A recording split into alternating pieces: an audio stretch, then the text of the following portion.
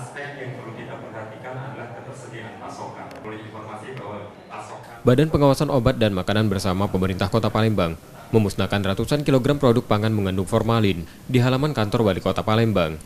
Makanan tersebut merupakan hasil temuan dalam sidak yang digelar di pasar retail modern dan pasar tradisional sebulan terakhir. Makanan dalam kemasan yang dimasukkan seperti kolang-kaling, kismis curah, rebung, sedap malam, dan manisan buah dengan nilai ekonomi mencapai 22 juta rupiah. Sementara itu, Balai Karantina Ikan juga masih mendalami pemeriksaan produk ikan giling seberat 8,3 ton yang diduga berformalin.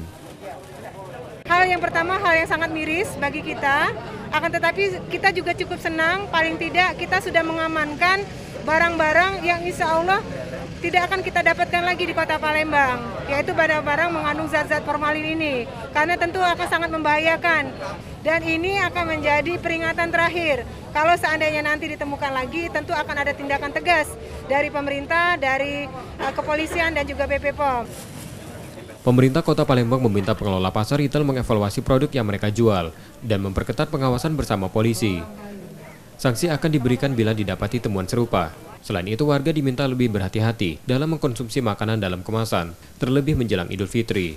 M. Rizky Nurmizan, Kompas TV, Palembang.